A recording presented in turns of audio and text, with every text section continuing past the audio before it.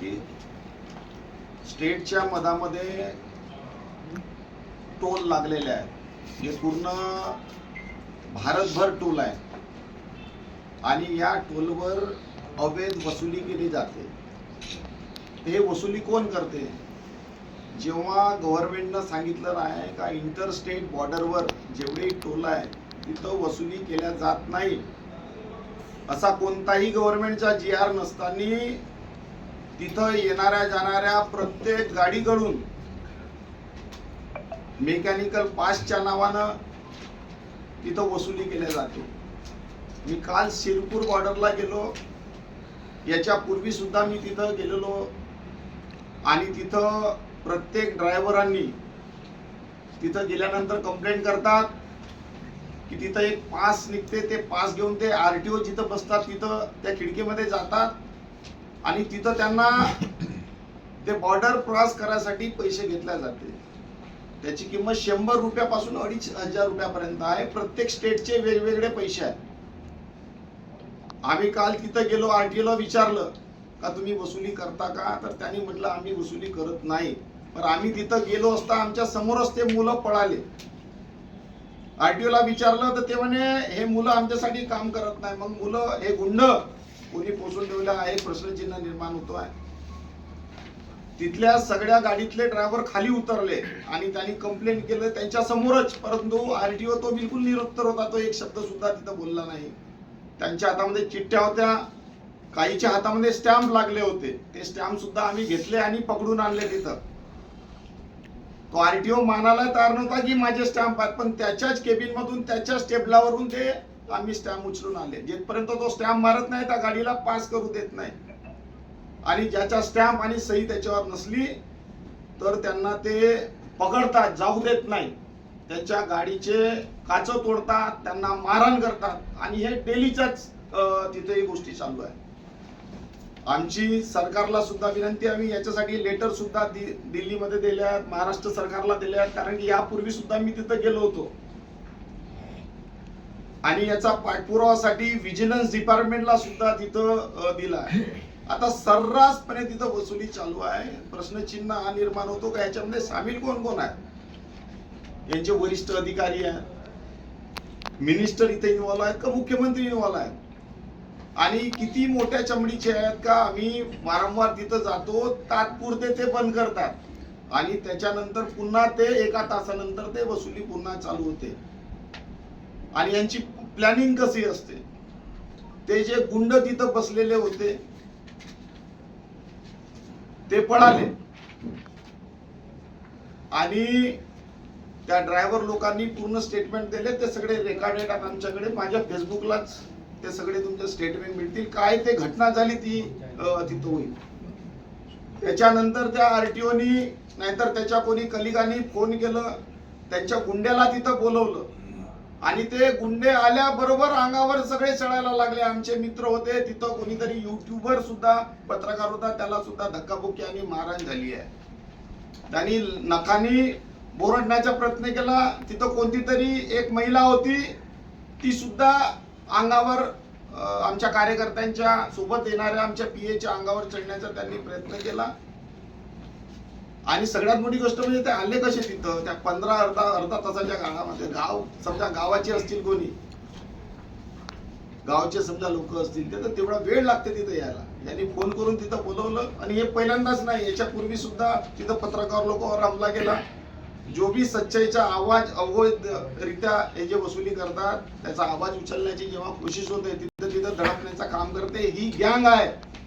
हे तिथं गँग येते आणि त्यांच्यावर हमला करते, मारहाण करते आणि जाते. एक जनप्रतिनिधी लोकसभेचा मेंबर म्हणून समजा मी गेलो आणि माझ्यावर असा घेराव होते, तर विचार करा सामान्य माणसाची काय ते हालत करत असतील, त्या ड्रायव्हरची किती हालत करत असतील. कंप्लेंट न येण्याचे कारण सुद्धा याचे आका सगळे घाबरले. त्यांना रोजचा काम आहे, त्यांना ये जा करावं लागते. किती कमवत येतो. आणि ते जेव्हा बोलत असताना ते व्हिडिओ रेकॉर्ड करत होते आणि गंद्या गंद्या शिवीगाळ्या करत होत्या. मग पोलीस डिपार्टमेंट तिथं काय करत होता हा सुद्धा प्रश्नचिन्ह निर्माण होते का? त्यांचा सुद्धा तिथं हात आहे का? ते त्यांच्या सोबत आहेत का? त्यांच्या समोर सगळ्या ह्या गोष्टी होत असतील आणि कारवाई ते करत नसतील तर हा सुद्धा आम्हाला प्रश्नचिन्ह निर्माण होतोय. आणि एका खासदारासोबत अशी गोष्ट होते, त्यांच्या सोबत्यांसोबत अशी गोष्ट होते. आणि आम्ही गेलो कशासाठी, तर फक्त ड्रायव्हर लोकांचे फोन आले म्हणून आम्ही बघण्याकरता गेलो. त्याने उत्तर द्यायला पाहिजे होता, सांगायला पाहिजे होता. स्टॅम्प जेव्हा निघते, त्या चिठ्ठ्या काढतात, त्यांच्या तोंडावर समजा ते कंप्लेंट करत असतील ड्रायव्हर लोक, तर त्यांना उत्तर द्यायला पाहिजे. आणि या गोष्टीची सखोल चौकशी व्हावी म्हणून आज आम्ही तुमच्या माध्यमातून पत्रकार परिषद घेत आहोत. आणि याची कंप्लेंट सुद्धा आम्ही मुख्यमंत्री, प्रधानमंत्री, आमचे रोड ट्रान्सफर मिनिस्टर गडकरी साहेब यांना सुद्धा, आणि काल एसीबी आहे त्यांच्या सुद्धा इन्स्पेक्टरची बोलणी झाली आहे. आणि त्यांनी सुद्धा म्हटलं की या गोष्टीची आम्ही दखल घेऊ आणि येणाऱ्या काळामध्ये तिथं रेड मारू. परंतु हे लोक सुधरत नाही, अजूनपर्यंत ते आरटीओ सुधरत नाही. हा मोठा काही माफिया आहे वसुली करणारा, कारण की हजारो ट्रक तिथं जात असतात. आज 2,500 पर्यंत ते वसुली होते. त्या आजूबाजूचे तिथे हॉटेल्स आहेत, छोटे छोटे ढाबे आहेत, त्या ढाब्यावरून सुद्धा कार्ड दिले जातात, वर्षभराचे कार्ड सुद्धा बनत जातात. मागच्या माझ्या व्हिडिओमध्ये जेव्हा गेलो होतो ते कार्ड सुद्धा आम्ही भेटले होते, ते सुद्धा माझ्या फेसबुक आयडीवर सगळे मिळून जातील ते की कार्ड कशा प्रकारचे असतात आणि वसुली कशा प्रकारे केली जाते. मेन तात्पर्य आहे, तिथं गेलो असता काही लोकांनी म्हटलं की आमच्या जमिनी कोणत्या तरी प्रोजेक्ट मध्ये गेल्या आहे आणि आम्हाला इथं जॉब पाहिजे, हे लोक जॉब देतात. आरटीओ म्हणते की मी जॉब देत नाही, हे माझ्यासाठी काम करत नाही. आणि तिथे असलेले ते सगळे लोक म्हणतात की मला जॉब पाहिजे. तर तुम्हीच विचार करा, जॉब म्हणजे हे कोणता जॉब देत आहेत? लुटण्याचा, डकेती करण्याचा, मारण्याचा. आणि हे लिगल तरी ना त्याच व्हिडिओवर सांगत आहे, व्हिडिओमध्ये तुम्ही बघून घ्या की आम्हाला धंदा भेटते, जॉब भेटते, आमचा पोटपाणी चालते. पण कशावर? तर दुसऱ्याला डकेती करून, मारून, लुटून. मी त्यांना त्यांच्या तोंडावरच स्पष्ट म्हणलं, तुम्हाला जॉब पाहिजे, तुमचे काही असतील तर तुम्ही जनप्रतिनिधींना भेटा. तुमचा आमदार असेल, खासदार असेल, मी असेल, माझ्यापर्यंत या, आपल्याला बैठक करता येईल, आपल्याला बोलता येईल तुमच्यासोबत. आज डबल इंजन सरकार आहे, भाजपची सरकार आहे, विजनरी सरकार आहे. इथं कुठचा तरी धंदा आपल्याला आणता येतील. पण त्यांची ते एकच रड होती का टोल नाका चालू राहा, वसुली. आता मी कसा म्हणणार आहोत तुम्हाला, मी त्यांच्या पापामध्ये सहभाग होणार आहो का? तुम्ही तरी व्हाल का सांगा? हा पाप करण्याचा विषय आहे. आणि ते आरटीओ समजा जवान पोराला समजा भटकवत असतील तर मोदीजींना आणि आमच्या फडणवीस साहेबांना तर असा सपना नसतील पाहिला अशा भारताचा का जवान पोरांना जॉब देणे. आणि त्यांना जॉब म्हणजे कोणता? तर वसुलीचा जॉब, चोरीचा जॉब. त्यांनी सुद्धा स्वप्न नसेल पाहिला. कोणत्या गावचे प्रॉब्लेम? भंडारा जिल्ह्यात अनेक प्रॉब्लेम आहेत. भेलचा कारखाना चालू नाही झाला, रोण्याचा कारखाना चालला, फेरो इंडियन्स बंद झाल्या, मकर डोकड्याची जमीन शेतकऱ्याकडून घेतली, अजूनपर्यंत कोणते उद्योगधंदे झाले नाही. त्या गोष्टीसाठी पण आपण लढत असतो. पण याच्यासाठी असं नाही का त्या गावची जमीन गेली म्हणून सगळी तुम्ही कोणाला चाकू छुऱ्याना माराल त्याला आणि त्याच्याकडून पैसे वसूल कराल. हा काही धंदा नाही, त्यासाठी आम्ही सपोर्ट करणार नाही. याच्यासाठी सरकारच्या विरोधामध्ये भांडावं लागेल, सरकार सोबत भांडावं लागेल, सरकारी अधिकाऱ्यासोबत, आरटीओ सोबत भांडावं लागेल, तरी आम्ही तयार आहोत. या गोष्टीसाठी आम्हाला जेलमध्ये टाकलं, मारलं तरी चालेल, पण आम्ही ह्या गोष्टी सच्चाईच्या सोबतच राहू आणि जिथपर्यंत लढत राहू, जिथपर्यंत तो नाके बंद. हा शिरपूरचाच प्रॉब्लेम नाही, सावनेरचा नाका, पिंपळकोटीचा नाका, हे जवळजवळचे नाके आहेत आपले इंटरस्टेट बॉर्डर. ही तर वसुली चालूच आहे. तर पूर्ण ऑल ओव्हर इंडियाचे जे नाके आहेत ते बंद झाले पाहिजे. कारण की भूर्दंड सामान्य लोकांवर पडते. आज किती काही 900 रुपये, 200 रुपये, 2,500 रुपये ते घेत असतील.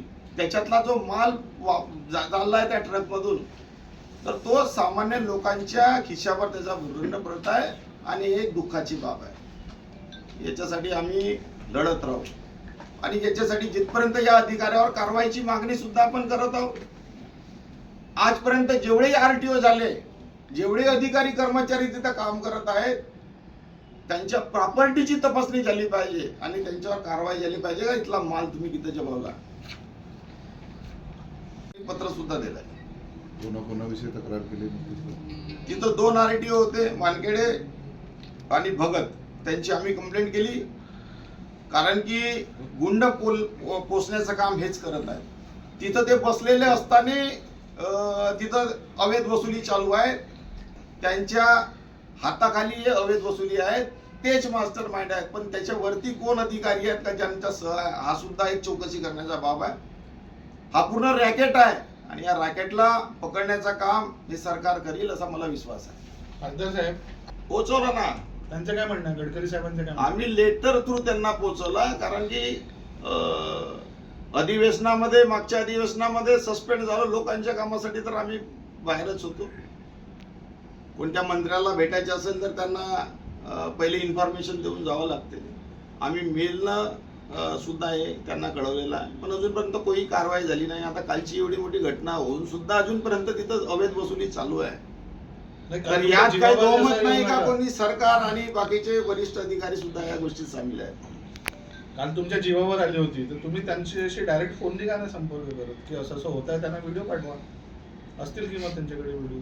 आज ते क्लिप आणि इकट्ठा करण्याचं काम चालू आहे. आज मेलनी त्यांना सगळं, प्रधानमंत्र्याला सुद्धा आम्ही क्लिप सकट ड्राफ्टिंग करून या मुद्द्यावर आम्ही तिथं ठेवू. आणि 2-4 दिवसानं अजून चालेल, होळी झाल्यानंतर तिथं मुंबईला जाऊन सुद्धा मी आंदोलन करणार आहे. गोष्टीची कल्पना मुख्यमंत्री साहेबांनी सगळ्यांना होईल.